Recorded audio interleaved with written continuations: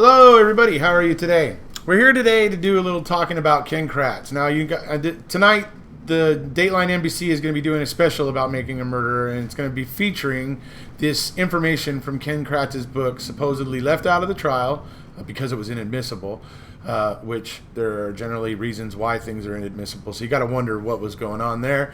But we'll find out what this evidence is tonight, obviously. So he's running around doing his little, press for his new book.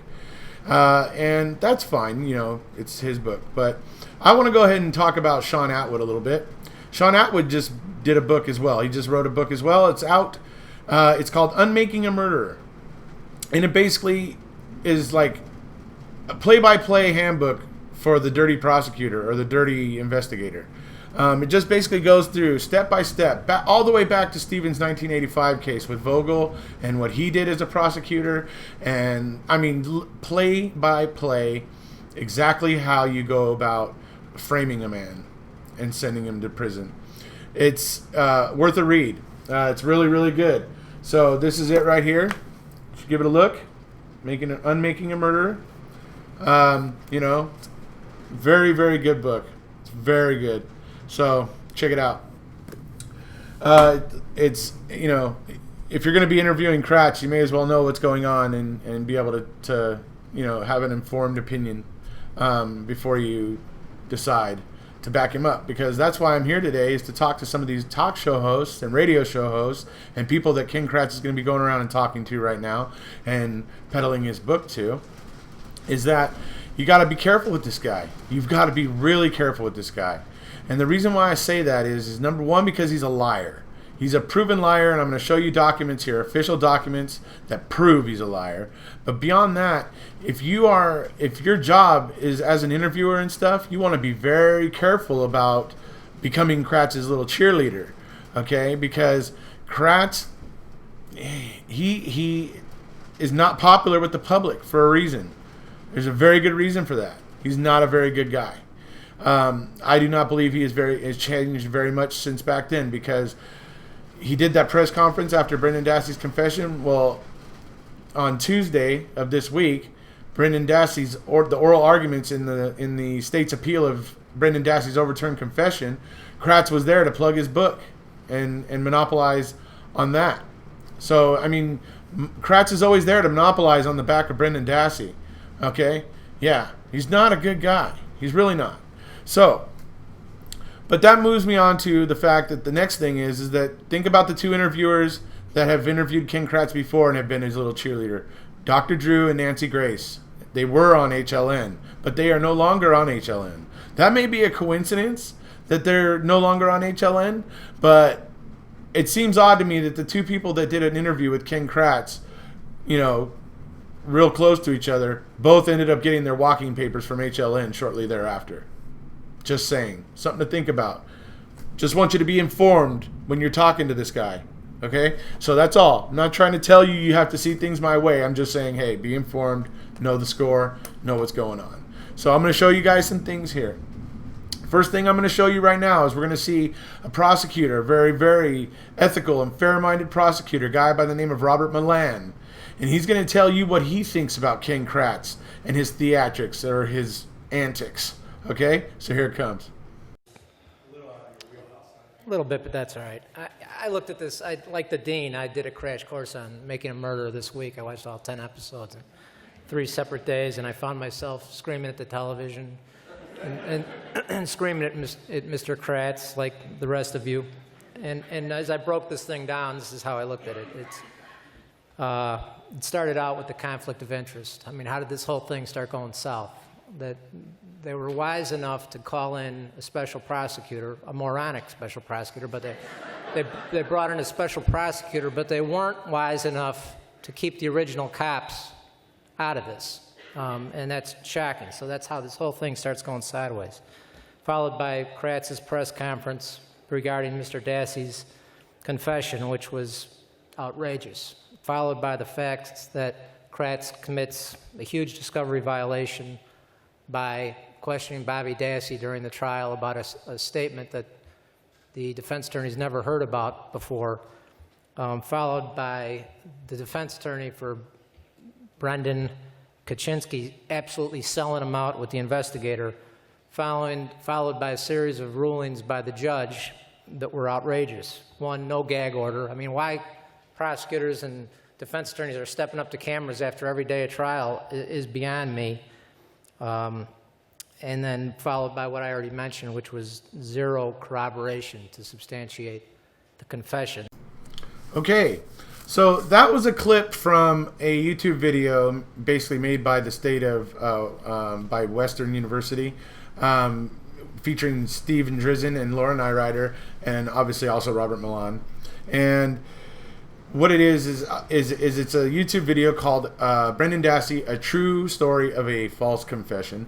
It's a very good video. I'm going to leave the link for it down below in the info below this video. So if you would like, you could go and check out the entire video if you'd like. So just so you know that. But the Bobby Dassey testimony that he's talking about in that clip, that that has always bothered me too, because Kratz tried to bring that testimony in, or that evidence in, through Bobby Dassey.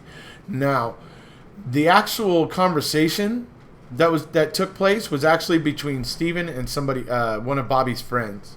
One of Bobby's friends was making a joke in poor taste, but the problem became about when this conversation occurred and this joke happened. Because if this joke had happened before Teresa went missing, then it would have been like very incriminating towards Stephen. But in fact, it didn't happen that way. It happened after Teresa was reported missing, and after it had been, being reported in the news and in the media, and pretty much, everybody in that area knew about it.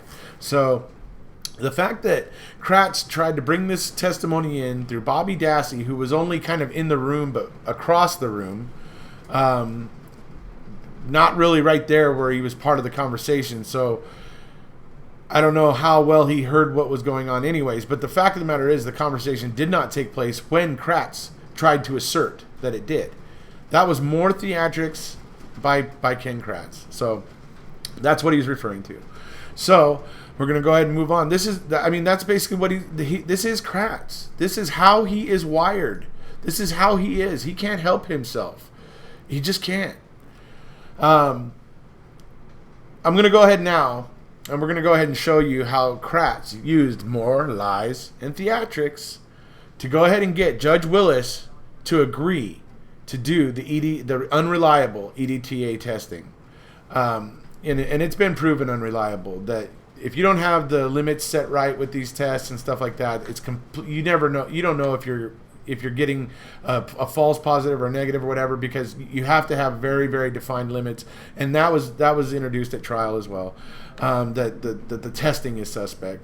But the fact is, it only had been used one other time, and that was at OJ's trial.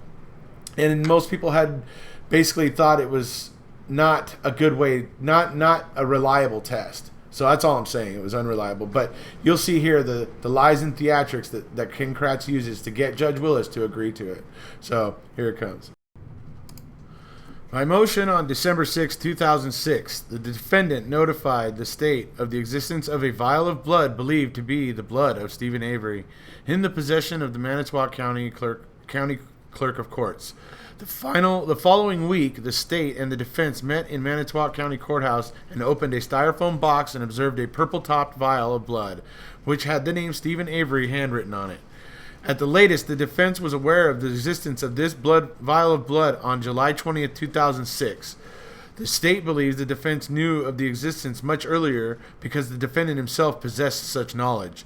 The state was not aware of the potential existence of this extrinsic evidence of third-party misconduct until the defense revealed the existence of the vial of blood in correspondence dated December 6th, 2006.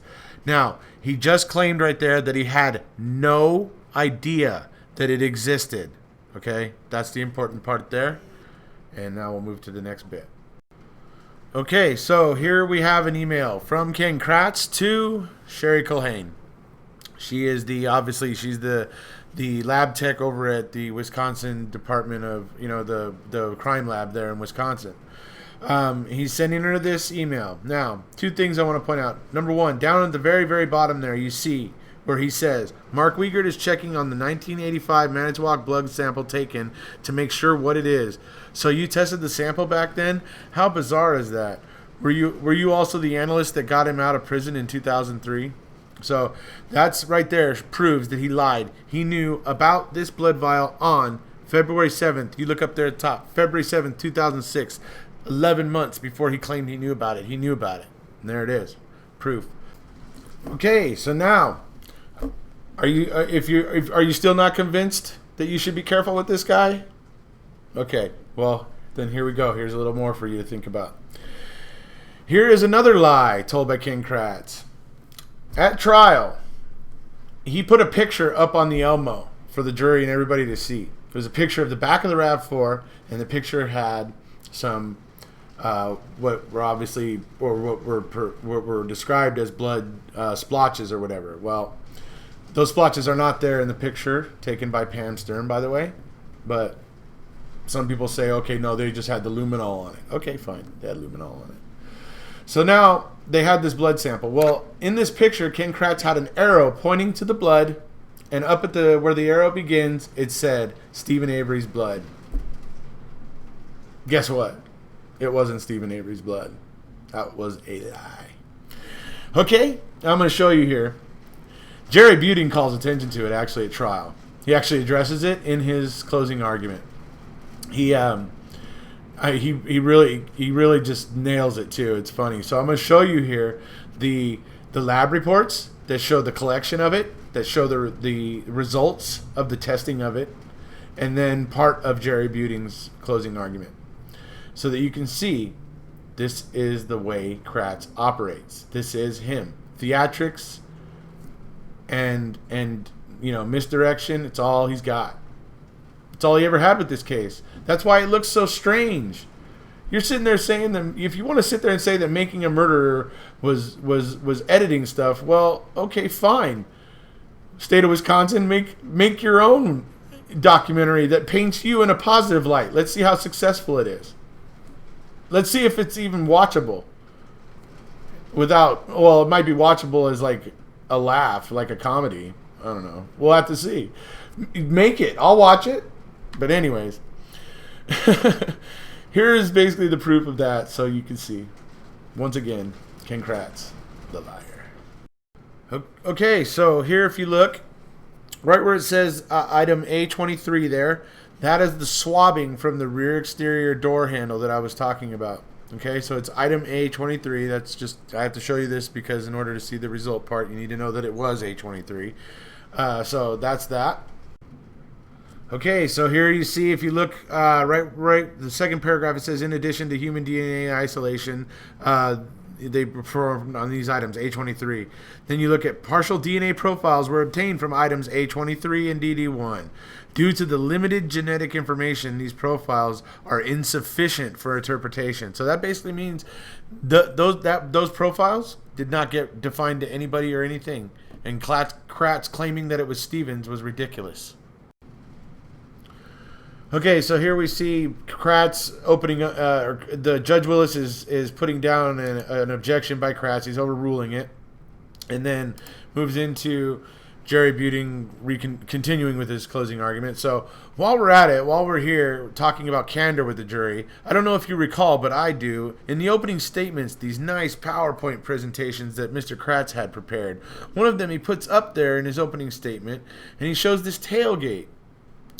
He puts up the nice PowerPoint slide showing the rear of the vehicle like this, and he's going through where Mr. Avery's blood and DNA was found on Teresa Halbach's vehicle, and he's got his nice slick arrows pointing right to the area with a circle. I see that and I think, my gosh, I have been working on this case for months. Did I miss that? How could I have missed the client's blood is supposedly on the black back tailgate? Well, then I looked more carefully, and as we heard from Sherry Culhane, he was wrong. And there is no blood of Mr. Avery ever found in the rear of that vehicle, on the rear of that vehicle or on the tailgate. Now, Mr. Kratz is human. We all make mistakes. I have certainly made plenty here, but that's a pretty big mistake. Okay, so there you have it, folks. I hope I've given you some things to think about, especially if you're going to be dealing with Ken Kratz, because he's certainly questionable, very questionable. He's just he just seems to lie without even thinking about it. And I'm sorry, I'm not. It's just you've seen the proof of it right there. The official documents show caught him in lies multiple times there. So that's the way it is. So I'm gonna go ahead and leave it at that today. We're gonna go ahead. I'm gonna leave you again with the thoughts of Robert Milan, the ethical and fair-minded prosecutor, from Illinois. So I'm going to go ahead and say goodbye to all of you. I hope I've given you something to think about, and good luck with Ken Kratz. Mr. Marlin, from the prosecutor's perspective, does the lack of corroboration in Brendan's confession in the form of evidence or otherwise give you pause or concern? Yeah, from a prosecutor's perspective, Dr. Kavanaugh and Laura and others can talk about, the child's psychological issues and the demeanor, as Laura pointed out, and those things that others look at. But from a prosecutor, the way I looked at a case was corroboration. And to me, and I've taught this over and over again, but a confession is absolutely worthless unless you can corroborate it. I'll say it again. A confession is absolutely worthless unless it can be corroborated. And if you look at the Brendan Dassey case, there is zero corroboration to back up that very, very weak confession he gave. The evidence that would have been left at that scene could not have been cleaned up by the sharpest individual, let alone Avery and Dassey. There is no way they could have cleaned up all that blood. There is no way that there wouldn't have been marks left from shackles on the bed and everything else. There's no way that young woman's hair wouldn't have been found in that trailer, or semen on the sheets or the bedding. Not a chance that those things wouldn't have been found. And the fact that there is zero physical evidence to corroborate a very, very weak and ridiculous confession taken by that young man should be enough for the Wisconsin prosecutors and the Wisconsin police to walk away from that case.